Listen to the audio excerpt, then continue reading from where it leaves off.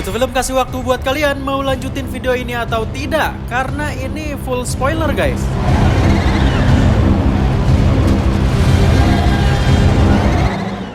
Titan X diliatin menuju ke wilayah Indonesia guys. It's like 14 of them. The Strait of Malacca. It's a choke point for sea traffic.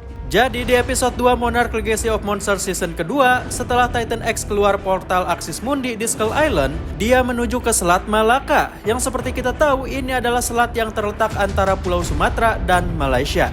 Sehingga ini semakin membuktikan bahwa letak Skull Island itu emang di dekat Indonesia guys. Mari kita bahas episode 2 ini guys.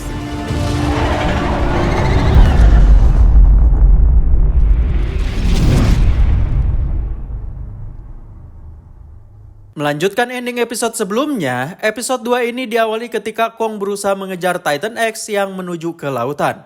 Kong benar-benar gak bisa nangkep Titan X, jadinya dia marah besar ke orang-orang Monarch yang udah membebaskan Titan tersebut dari Axis Mundi. Yang dimana seperti yang kita tahu, Kate terpaksa harus membuka gerbang Axis Mundi buat membebaskan Lee Shaw. Namun konsekuensinya, Titan X juga ikut keluar. Di sini Lee Shaw nanya ke Keiko apakah dia ingat Titan tersebut. Dan ya, Keiko tahu betul Titan itu. Karena di masa lalu, Keiko dan Lee Shaw pernah melihatnya. Tepatnya di tahun 1957 di Santa Soledad. Lokasi yang sama yang dimana mereka menemukan sebuah desa yang orang-orangnya mengagung-agungkan makhluk-makhluk aneh mirip undur-undur yang disebut Scarabs. Sebelum munculnya Titan X, Billy pamitan terlebih dahulu ke Keiko dan Lee Shaw bahwa dia menemukan sebuah peta migrasi di gua lokasi fosil-fosil Scarab berada. Agar dia mengetahui sebenarnya makhluk macam apa yang bermigrasi tersebut, Bill mau menelusurinya sendiri. Sedangkan Keiko dan Lee Shaw tetap meneliti di desa tersebut. Nah, ketika Keiko dan Lee Shaw kembali ke gua, Keiko merasakan getaran misterius yang hanya dirasakan oleh dirinya. Sedangkan Lee Shaw mengaku tidak merasakannya sama sekali. Tak lama kemudian, dua orang penduduk lokal yang sebelumnya menyuruh mereka untuk pergi dari desa itu, yaitu Isabel dan partnernya, tiba-tiba saja mengajak Keiko dan Lee Shaw untuk bergabung ke sebuah festival yang akan diadakan di malam hari. Nah, di malam harinya, beberapa penduduk memaksa Lee Shaw dan Keiko untuk ikut menari. Namun ada yang janggal. Mereka merasakan mabuk yang sangat luar biasa dan membuat pikiran mereka mengingat masa lalu. Begitupun dengan penduduk di sana yang nampaknya sudah biasa mengalami hal tersebut. Hingga akhirnya ada salah satu dari mereka yang membawa ikan besar dan menaruhnya di tempat ritual. Disitulah Keiko merasakan getaran dan suara geraman keras. Kemudian salah satu orang membawa golok dan membelah perut ikan itu, lalu mengoleskan darahnya ke dahi Isabel. Disitulah mereka menyadari kalau Tuhan mereka akan segera tiba.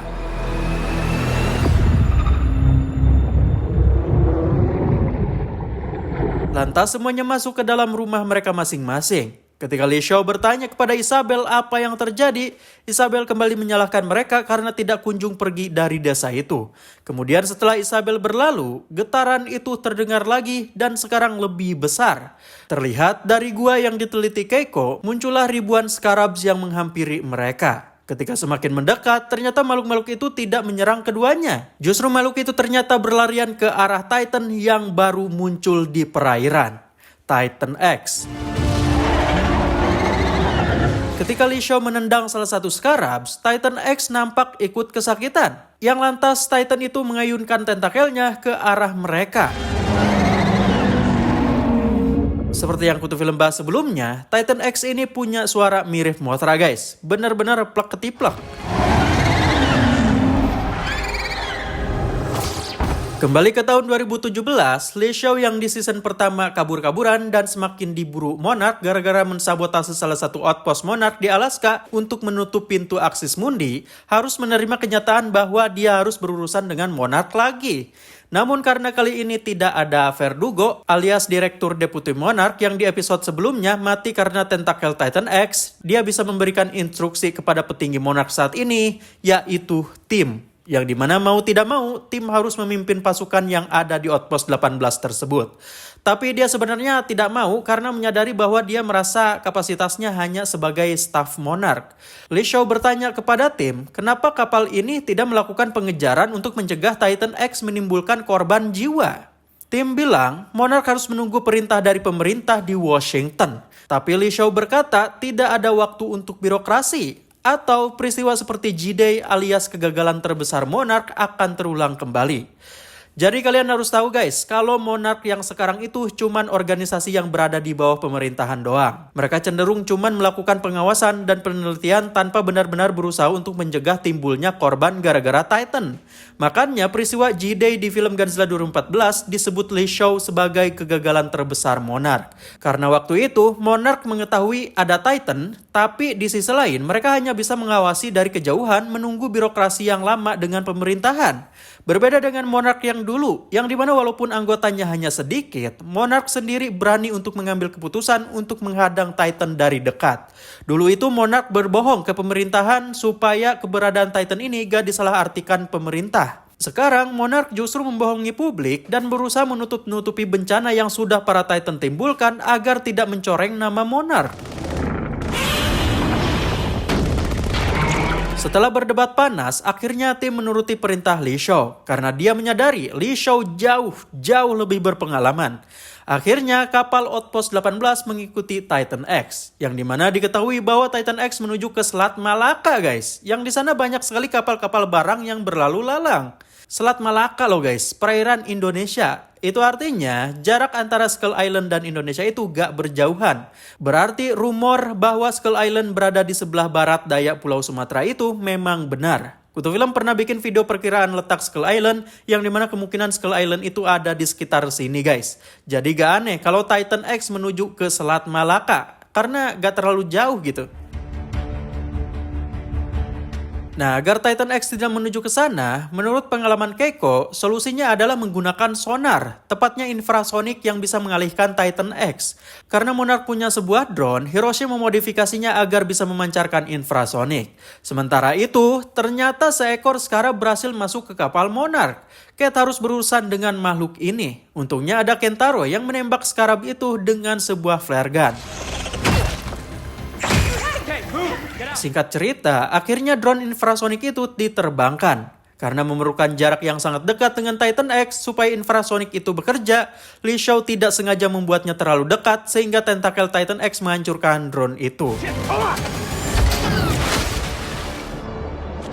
Misi mengalihkan Titan X pun gagal karena drone-nya cuma ada satu guys. Namun sesuatu terjadi. Scarab yang ada di kapal Monarch mengempaskan gelombang suara yang sangat dahsyat yang membuat Titan X berbalik arah. Cat melaporkan keberadaan Scarab itu ke Lee Shaw dan yang lainnya. Keiko pun langsung menyadari bahwa Titan X akan menjemput makhluk tersebut dan bisa membuat kapal itu hancur. Akhirnya Lee Shaw nekat membawa Scarab itu menggunakan jet ski untuk mengalihkan Titan X. Dan berhasil, Titan X mengikuti Lee Shaw. Gila guys, mulutnya gede banget. Ternyata kalau lagi marah kayak gini, suara raungan Titan X beda dengan ketika dia memanggil para Scarabs di Pulau Santa Soledad. Lee Shaw kemudian melempar Scarab itu ke lautan dan membuat Titan X tidak mengejar lagi. Tapi ombak yang ditimbulkan Titan X gede banget, sampai bikin orang-orang was-was takut Lee Shaw meninggoy. Aksi Lee Shaw ini ngasih pelajaran ke seluruh anggota Monarch di kapal agar melakukan segalanya demi menyelamatkan umat manusia, seberat apapun tantangannya. Sehingga Monarch kembali ke fitrah yang sebenarnya. Episode 2 ini diakhiri dengan memperlihatkan ribuan Scarabs yang menempel di tubuh Titan X yang belum diketahui apa fungsinya. Apakah sebagai makhluk yang memberikan Titan X energi atau semacam simbiosis? Soalnya kalau kita ngira para Scarabs ini adalah anak dari Titan X, bentuknya beda banget guys. Titan X itu bentuknya kayak gini, sedangkan Scarabs terlihat kayak undur-undur bertentakel. Oke guys, jadi itu dia untuk penjelasan episode kedua. Karena awal-awal season 2 ini terbilang tidak memiliki hal-hal yang kompleks, tidak sekompleks season pertama bahkan, jadinya kita bisa dengan mudah memahaminya. Dan jujur, sampai episode kedua ini, kita benar-benar puas dikasih Titan guys. Benar-benar full pack Titan. Gimana menurut kalian guys episode 2 ini? Silahkan tulis pendapat kalian di kolom komentar. Oke, terima kasih sudah nonton video ini. Jika kalian suka silahkan klik like-nya. Dan jangan lupa buat share ke teman-teman kalian yang suka pembahasan mengenai dunia Godzilla. Saya Kutu Film, see you in the next video.